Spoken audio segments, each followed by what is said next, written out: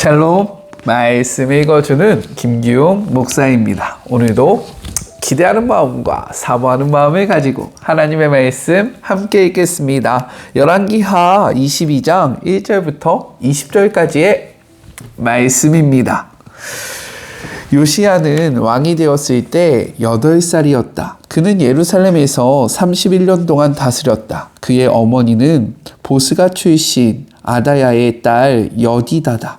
그는 하나님이 원하시는 모습으로 살았다. 그의 조상 다윗이 밝혀 보여준 길을 똑바로 따라갔고 왼쪽으로나 오른쪽으로나 한 걸음도 벗어나지 않았다.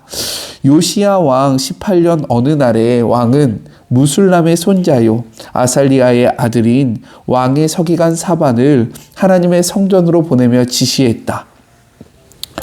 대제사장 hil기야에게 가서 백성이 하나님의 성전에 가져온 헌금 곧 성전 문지기들의 백성에게서 거둬들인 돈을 계산하게 하시오.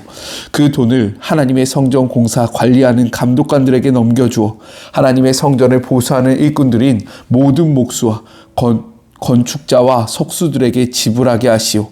또한 그들에게 성전 보수에 필요한 목재와 석재를 구입할 권한을 주시오.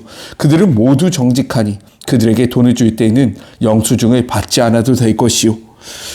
대제사장 hil기야가 왕의 서기관 사반에게 소식을 전했다. 내가 방금 하나님의 길을 알려주는 하나님의 계시의 책을 발견했습니다. 성전에서 찾았습니다. 그가 그 책을 사반에게 주자 사반이 받아 읽었다. 그리고 나서 사반은 왕에게 돌아와 그동안의 일을 보고했다.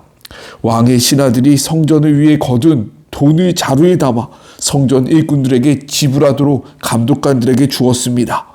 왕의 서기관 사반은 또 왕에게 말했다.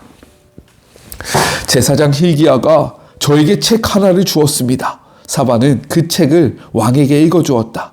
왕은 그 책, 곧 하나님의 계시에 기록된 내용을 듣고 크게 놀라며 자기 옷을 찢었다. 왕은 제사장 hil기야와 사반의 아들 아히감과 미가야의 아들 악볼, 서기관 사반, 왕의 개인 보좌관 아사야를 불러 그들 모두에게 명령했다. 가서 나와 이 백성과 온 유다를 위해 하나님께 기도하시오. 방금 발견한 이 책에 기록된 내용에 우리가 어떻게 반응해야 하는지 알아보시오. 하나님의 진노가 우리를 향해 불같이 타오르고 있는 것이 분명하여 우리 조상은 이 책에 기록된 말씀에 조금도 순종하지 않았고 하나님께서 주신 지침을 하나도 따르지 않았소. 제사장 hil기야와 아히감, 악볼, 사반, 아사야는 곧바로 예언자 hul다를 찾아갔다. hul다는 할하스의 손자요 디과의 아들이요 왕궁 예복을 맡은 살룸의 아내로 예루살렘 둘째 구역에 살고 있었다.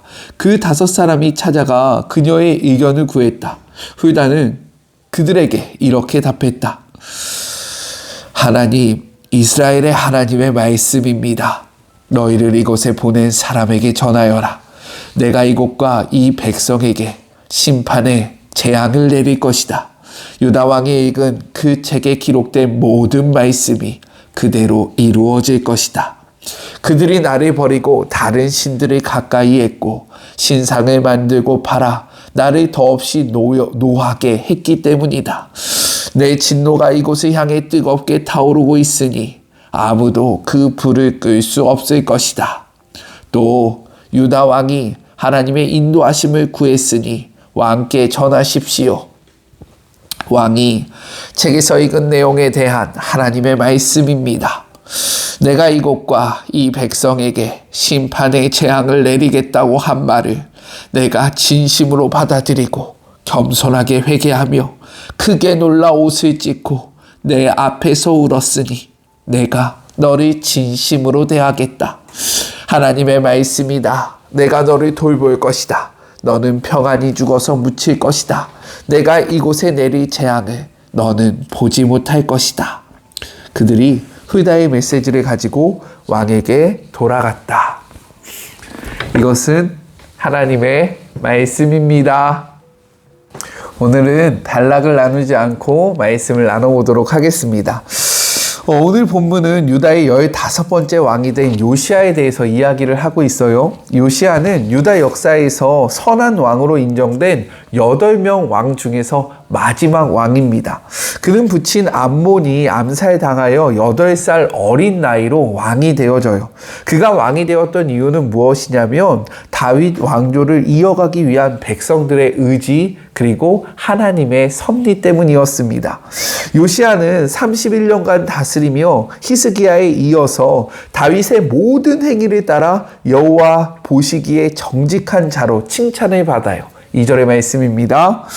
요시아가 여호와 보시기에 정직히 행하여 그의 조상 다윗의 모든 길로 행하고 좌우로 치우치지 아니하였다라고 이야기합니다. 히스기야는요 하나님에 대한 신뢰로 주목을 받습니다. 히스기야는 무엇으로 주목을 받는다고요? 하나님을 향한 신뢰입니다. 반면에 요시아는요 좌우로 치우치지 않는 전적인 순종으로 하나님께 주목을 받았다라는 거예요. 좌우로 치우치지 말라는 것은 이스라엘을 향한 하나님의 뜻이었습니다. 여호수아 23장 6절의 말씀을 같이 한번 볼까요? 그러므로 너희는 크게 힘써 모세의 율법책에 기록된 것을 다 지켜 행하라. 그것을 떠나 우로나 좌로나 치우치지 말라라고 기록되어 있어요. 요시아는 이를 온 마음과 뜻으로 지켰던 것입니다. 하나님을 향한 순종은요 개혁 운동으로 이어집니다. 히스기야는 부친 아하스의 우상 숭배와 악행을 뒤집었고 요아스는요 조부 즉 할아버지 므낫세와 아버지였던 암몬의 죄악들을 몰아내게 되는 거죠. 또한 요시아는 제위 18년에 성전을 보수하는 공사를 진행합니다. 12년간의 우상 척결을 끝내고 이것이 이어진 것이 바로 성전 정화 그리고 성전 보수 공사였다라는 거예요. 성전 수리는요 190년 전에 요아스가 단행한 공사와 유사하게 전개되는데요. 이는 요시아가 그 일에 대해서 알고 있었음을 암시하고 있는 겁니다. 요시아는요 무슬람의 손자 아실리아의 아들인 서기관 사반을 통해서 대제사장 hil기야에게 성전 수리를 지시합니다. 먼저는 문지기였던 레위인들에게 백성들이 하나님의 성전에 바친 헌금을 수거해서 정산하라고 이야기합니다. 정산된 돈은 레위인 감독자들에게 전해져서요.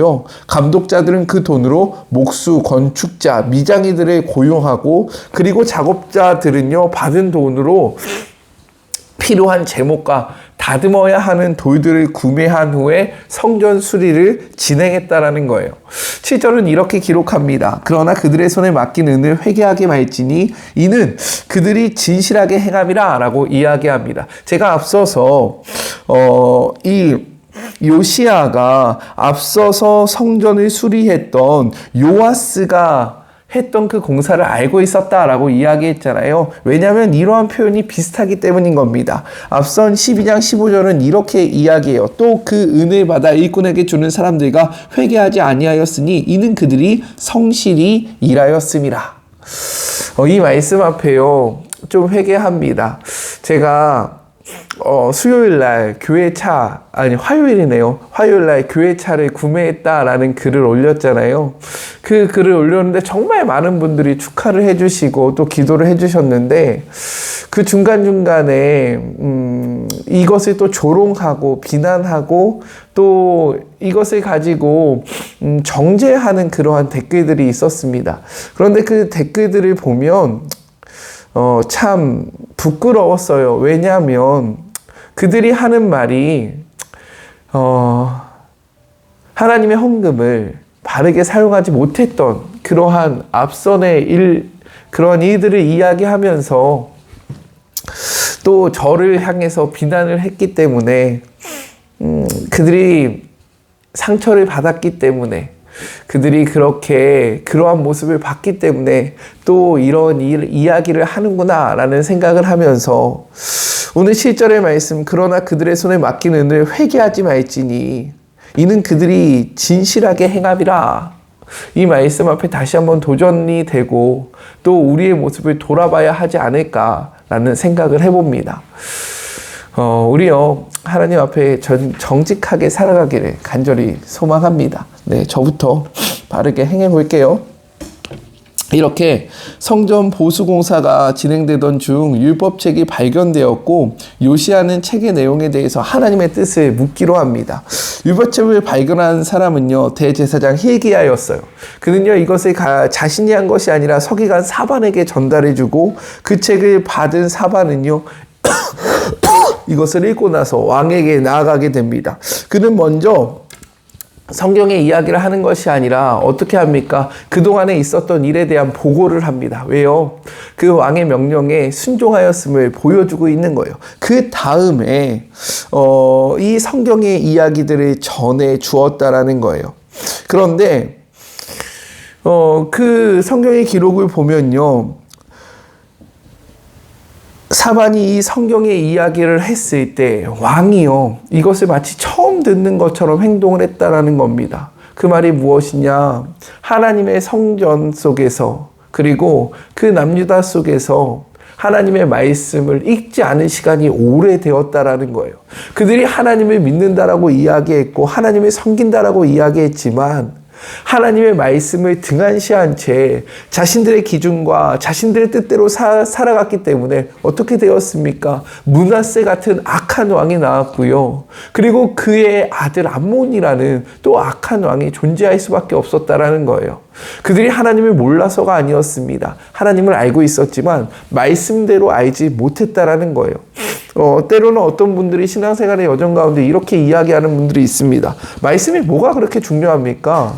그냥 하나님이 우리를 사랑하시고 예수님이 우리를 위해서 십자가에 돌아가셨다는 것만 알면 되지, 왜 말씀을 알아야 합니까? 왜 목사님 그렇게 말씀 묵상을 하라고 이야기하시는 거예요? 라고 얘기하는 분들이 계십니다. 맞아요. 우리가 진짜로 알아야 하는 것은요, 구원은요, 말씀 묵상을 통해서 이루어지는 것이 아니라 예수 그리스도께서, 신이신 예수 그리스도께서 인간의 몸으로 이 땅에 오시고 우리의 죄를 대신해서 죄가 없으신 그분이 십자가에 달려 돌아가시고, 십자가에 달려 돌아가신 지 3일 만에 죽음을 이기시고 다시 이 땅에 오셨으며, 그리고 40일간 두루 다니시다가 다시 하늘로 올라가시고 약속하셨습니다. 내가 너희가 보는 이 모습 그대로 내려올 것이다. 이것을 믿으면 구원이 우리에게 오는 것이 맞아요. 그런데 우리가 예수님을 알고 예수님을 믿기 위해서는 예수님이 어떠한 분인지를 알아야 하지 않겠습니까? 성경은요, 그것을 이야기하고 있다라는 거예요. 예수님이 누구시고, 예수님이 왜 오셨고, 예수님이 어떠한 일을 하셨고, 예수님이 우리에게 무슨 말씀을 하셨으며 우리에게 무엇을 부탁하셨는지는 이 말씀에 기록되어 있다라는 겁니다. 이 말씀이 없으면요, 우리는 우리의 뜻대로, 우리의 마음대로, 우리 눈에 보기 좋은 대로 살아가면서 하나님을 믿는다, 예수님을 믿는다 라고 이야기할 수밖에 없었다라는 거예요. 이 말씀을 들었던 요시야는요, 옷을 찢고 통곡하며 우리가 어떻게 해야 할지를 하나님 앞에 물으라고 이야기합니다. 그의 지시를 받은 자들이요, 여선지자 훌다를 향하여 찾아가요. 훌다는 왕국 예복 관리자인 살롬의 아내였습니다. 훌다를 통한 메시지는 두 가지였어요. 먼저는 심판이었습니다. 16절과 17절이에요. 여호와의 말씀이 내가 이곳과 그 주민에게 재앙을 내리되 곧 유다 왕이 읽은 책의 모든 말대로 하리니 이는 이 백성이 나를 버리고 다른 신에게 분향하며 그들의 손의 모든 행위로 나를 경노하게 하였습니다. 그러므로 내가 이곳을 향하여 내린 진노가 꺼지지 아니하리라 라고 말씀하십니다. 심판이 왜 선포되어진 겁니까? 그들이 하나님을 떠나 자신의 마음대로 이방인을 섬기면서 살아갔기 때문인 거예요. 그런데 이 심판의 메시지 뒤에는 구원의 메시지가 선포되어졌다는 겁니다. 19절과 20절이에요. 내가 이곳과 그 주민에게 대하여 빈터가 되고 저주가 되리라 한 말을 내가 듣고 마음이 부드러워져서 여호와 앞 곧 내 앞에서 겸비하여 옷을 찢고 통곡하였으므로 나도 내 말을 들었노라. 여호와가 말씀하셨느니라. 그러므로 보라, 내가 너로 너의 조상들에게 돌아가서 평안히 묘실에 들어가게 하리니 내가 이곳에 내리는 모든 재앙을 내 눈이 보지 못하리라 하셨느니라 하니 사자들이 왕에게 보고하였다라고 이야기합니다. 재앙을 선포하신 이유는요, 말씀대로 살아가지 않았기 때문인 겁니다. 그런데 이 재앙 끝에 구원을 선포하신 이유는 무엇입니까? 요시야가 말씀을 듣고요, 이 말씀 앞에 반응하며 자신의 삶을 돌이켰기 때문인 거예요. 하나님의 뜻을 구했기 때문인 겁니다. 그렇기 때문에 하나님은 이 심판은 이루어질 것이지만 너의 때에는 이 심판을 이루지 않겠다. 그 심판을 미뤄주시고 보류하여 주셨다라고 성경은 이야기하고 있는 겁니다. 오늘의 말씀을 통해서요, 우리가 기억해야 할 것이 있어요. 그것이 무엇입니까? 믿음은 행함으로 나타나야 된다라는 겁니다. 요시야는 하나님을 믿었어요. 그렇기 때문에 종교개혁이라는 행함을 드러내게 됩니다. 우상을 제거했고요. 하나님의 성전을 보수했습니다. 그에게 믿음이 있었기 때문에 이것이 가능했다라는 거예요. 그리고 나아가서 그는 말씀을 발견합니다. 말씀을 들어요. 여기에서 그치지 않고요. 그는 어떻게 합니까? 이 말씀을 살아내기 시작합니다. 그러할 때 하나님의 역사가 이루어졌다라는 거예요. 성경은 우리에게 이렇게 이야기합니다. 야고보서 2장 26절의 말씀이에요. 영혼이 없는 몸은 죽은 것 같이 행함이 없는 믿음은 죽은 것이다. 우리는 어떠합니까? 우리의 믿음에는 어떠한 행함이 있으세요? 말씀을 들었을 때 그 말씀을 붙잡고 어떻게 살아가고 계십니까? 그래서 오늘의 적용입니다. 나의 믿음에는 어떠한 행함이 있습니까? 말씀을 듣고 무엇을 살아내고 있습니까? 말씀을 듣고 그치는 것이 아니라 말씀을 내 삶 속에서 살아내는 자들이 되게 해달라고 기도하는 하루가 되기를 간절히 소망합니다. 우리 같이 기도할까요? 사랑과 은혜가 충만하신 하나님 아버지, 요시야는요 자로나 우로나 치우치지 아니하고 하나님의 뜻으로 나아갔습니다. 그가 그렇게 할 수 있었던 것은 그에게 하나님의 말씀이 있었기 때문에 가능합니다. 그는 말씀을 들었고 그친 것이 아니라 들은 말씀 그대로를 살아갔습니다. 자로나 우로나 치우치지 않고 그 말씀을 붙잡고 삶 속에서 살아내므로 하나님의 구원이라는 영광을 누리게 되었습니다. 우리는요 지금 말씀의 홍수 속에 살아가고 있지만 무엇을 살아내고 있습니까? 무엇을 실천하고 있습니까? 그 말씀을 무겁게 받아들이고 있습니까? 너무 익숙하고 안일하게 여기며 살아가고 있지는 않습니까? 우리의 모습을 돌아보게 하시고 하나님의 말씀을 살아내는 주의 모든 자녀들 되게 하여 주시옵소서. 함께 하실 주님을 바라보며 거룩하신 예수 그리스도의 이름으로 간절히 기도드립니다. 아멘. 우리의 생각대로 살지 말고요, 들은 말씀대로 살아가는 우리가 되기를 간절히 소망합니다. 우리의 믿음은 행함으로 이어져야 해요. 우리의 믿음이, 우리가 들은 말씀이 우리의 삶 속에서 드러나기를 간절히 소망해요. 저는요 삶의 자리가 시작되는 월요일 날 또 만나도록 할게요. 사랑하고 주님의 이름으로 축복하면서 오늘 하루도 힘내세요. 우리 월요일 날 만나요. 안녕. 오늘도 수고하셨습니다.